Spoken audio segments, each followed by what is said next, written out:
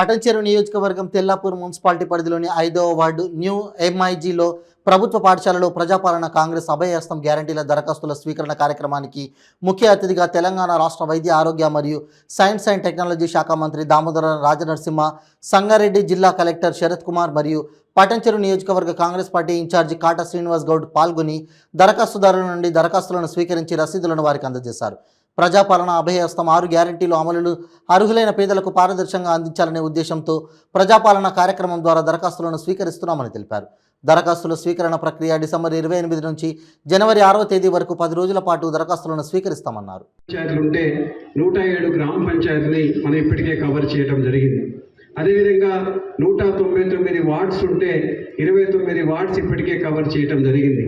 So ఆ విధంగా ప్రతి ఇంటికి నుంచి ఇంటికి దరఖాస్తులు ఇవ్వడానికి కూడా మరి మా దగ్గర ఏవైతే సిబ్బంది ఉన్నారో వార్డ్ ఆఫీసర్ కానీ, ఆశా వర్కర్ కానీ, అంగన్వాడీ వర్కర్ కానీ, గ్రామ పంచాయతీలో గ్రామ పంచాయత్ సెక్రటరీ కానీ, ఆశా వర్కర్, అంగన్వాడీ వర్కర్, గ్రామ పంచాయత్ సెక్రటరీ, ఇక్కడ మున్సిపల్ కమిషనర్ వారందరూ వార్డు వారీగా ఇంటికి వెళ్ళి దరఖాస్తులు ఇవ్వమని చెప్పాము. ఆ విధంగానే దరఖాస్తులు మీకు అందజేయటం జరిగింది. ఎక్కడ కానీ బయట తీసుకునే అవసరం లేదు. ఇంకొకటి కూడా మరి గౌరవ మంత్రి కూడా క్లారిఫై చేయమన్నారు. ఈరోజు గ్రామ సభ రోజు మీరు దరఖాస్తులు నింపుకొని వస్తారు. నింపుకొని వచ్చినప్పుడు కౌంటర్లు కూడా సఫిషియెంట్గా ఏర్పాటు చేయడం జరిగింది.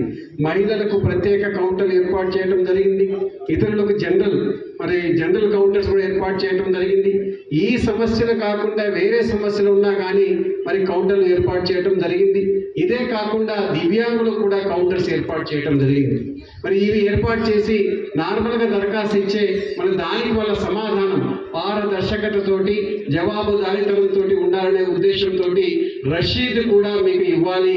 మరి ఇచ్చి రసీదు కూడా మీకు ఇస్తే ఆ రసీదు ప్రకారం ఇక్కడ రిజిస్టర్ కూడా ఏర్పాటు చేసుకుని మరి అన్నిటికీ పరిశీలన చేసి నిబంధనలు పరిశీలన చేసి మరి ప్రభుత్వ ఆదేశానుసారం వాటిని పరిశీలన చేసి మరి ఆ సంక్షేమ కార్యక్రమాన్ని రాబో రోజుల్లో అందుబాటులో ఉంచడం జరుగుతుంది. మరి ఈరోజు గ్రామ సభ రోజే ఇవ్వాలా సార్, తర్వాత మేము ఎక్కడ ఇవ్వాలనేది బాధ లేదు. మీరు మున్సిపల్ కమిషనర్ దగ్గర ఇవ్వచ్చు. ఈరోజు కొంతమంది మరి ఇంట్లో ఉంటారు, కొంతమంది వేరే పనికి పోయి ఉంటారు. అందుకని మరి వాళ్ళు కూడా మళ్ళీ రేపు కానీ రోజు 6వ తారీఖు వరకు మీ గ్రామ పంచాయతీలో మీ మున్సిపల్ కమిషనర్ దగ్గర కానీ మీ వార్డ్ ఆఫీసర్ దగ్గర ఇవ్వచ్చు. దయచేసి రసీదు కూడా తీసుకోవాలి. దయచేసి ఇంకొకటి కూడా మీకు కోరుకుంటున్నాను, ఏదైతే దరఖాస్తు ఉందో ఆ దరఖాస్తు క్షుణ్ణంగా పరిశీలన చేయండి. అచ్చం తెలుగులో ఉంది.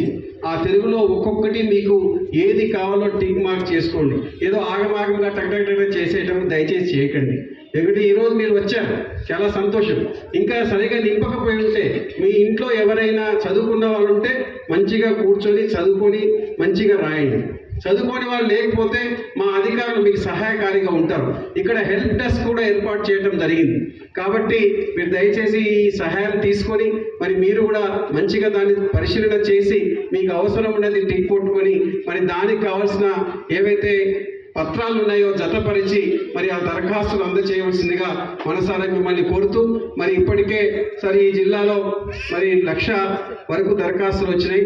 అండ్ చాలా బ్రహ్మాండంగా ప్రతి గ్రామ పంచాయతీలో ప్రతి మున్సిపాలిటీలో మరి కౌంటర్లు ఏర్పాటు చేసినాం. అదేవిధంగా మిగతా ఎమ్యూనిటీస్ కూడా డ్రింకింగ్ వాటర్తో సహా ఏర్పాటు చేసినాం. ముందస్తుగానే సమాచారం ఇస్తున్నాం. ప్రతి రోజు గ్రామ సభ ఉంది, పలాని ప్లేస్లో ఉంది, మరి దయచేసి మీ దరఖాస్తులు సమర్పించవలసిందిగా అని వాళ్ళకు కోరుతా ఉన్నాం.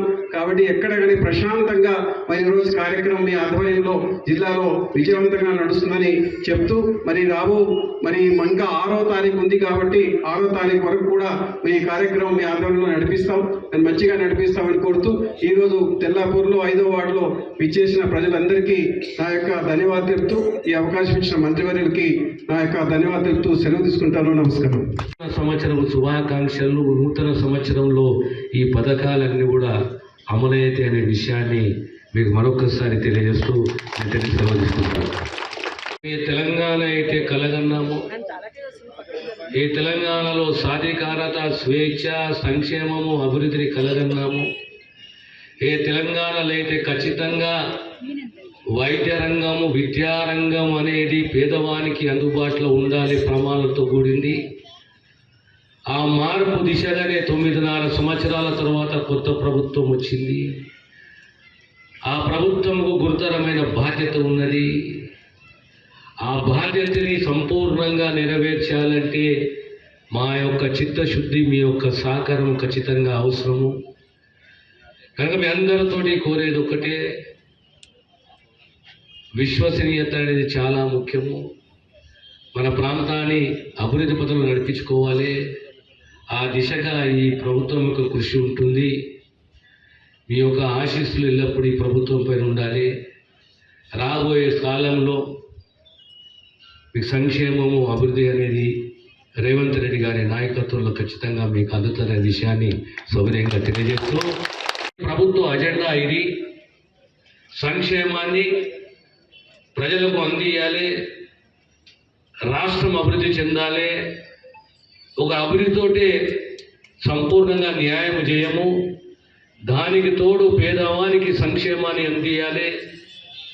ముఖ్యంగా వైద్య విద్యా రంగంలో ప్రమాణాలు ఉండాలి అనే ఒక తపన ఈ ప్రభుత్వానికి ఉన్నది. ఈరోజు మన జిల్లాలో సుమారు 1,00,000 అప్లికేషన్లు వచ్చినాయి ఇప్పటికే. అంటే దగ్గర 52% అప్లికేషన్లు ప్రభుత్వం స్వీకరించింది. ఇంకో 48% అప్లికేషన్ రాబోయే వారం రోజులలో 5-6 రోజులలో ప్రభుత్వం స్వీకరిస్తుంది. ఈరోజు ప్రతి గ్రామంలో ఈ కార్యక్రమాన్ని నిర్వహిస్తున్నాము. 100 కుటుంబాలకు ఒక కౌంటర్ పెట్టి ప్రతి గ్రామంలో కూడా, అరే ఈరోజు ఈ 5వ నంబర్ వార్డులో ఈ కార్యక్రమం అయిపోయింది కదా, దీని తర్వాత అదే మేము అప్లికేషన్ ఇవ్వలేదు కదా, దరఖాస్తు ఇవ్వలేదు కదా, మా పరిస్థితి ఏంటంటే అలాంటిది ఏది లేదు. అధికారులు ఉంటారు. ఈరోజు కాకపోయినా రేపు కాకపోయినా ఎల్లుండి మీరు ఖచ్చితంగా ఈ దరఖాస్తులు ఇవ్వండి. మీకు సంక్షేమాన్ని అందించే బాధ్యత ప్రభుత్వానిది. మీరు 2 కళ్ళు చూస్తారు, అది 1000 కళ్ళు చూస్తాయి. నిర్వహించే ఈ కార్యక్రమము ప్రత్యేకంగా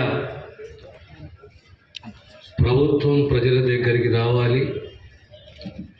ప్రభుత్వము పార్టీ ఇచ్చిన వాగ్దానాలు, ఆ వాగ్దానాలు సంక్షేమ రూపంలో మీకు అందించాలి.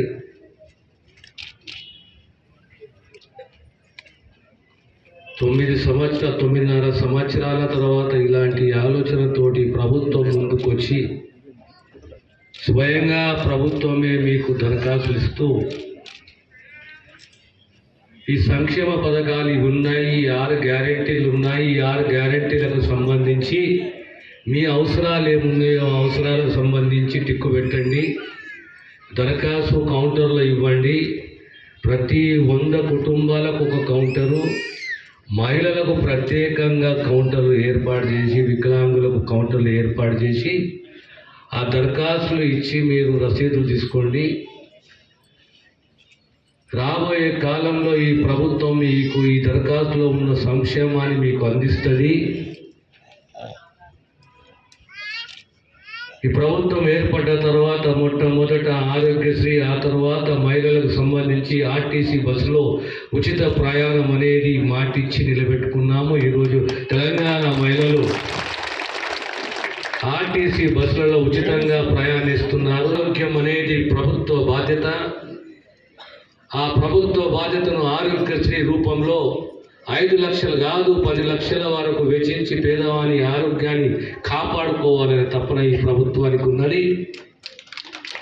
అదే రీతిలో లక్ష్మియే కానీ, చేయూత ప్రోగ్రామే కానీ, గృహలక్ష్మియే కానీ, గృహజ్యోతియే కానీ, రైతు భరోసానే కానీ, ఇవన్నీ పథకాలు మీకు వర్తింపజేయాలి. ఆ దిశగా ఈ ప్రభుత్వం కృషి చేయాలి. ఇవన్నీ కూడా గ్యారంటీ రూపంలో మొట్టమొదటి క్యాబినెట్లోని ముఖ్యమంత్రి గారు దీన్ని ఆమోదించారు.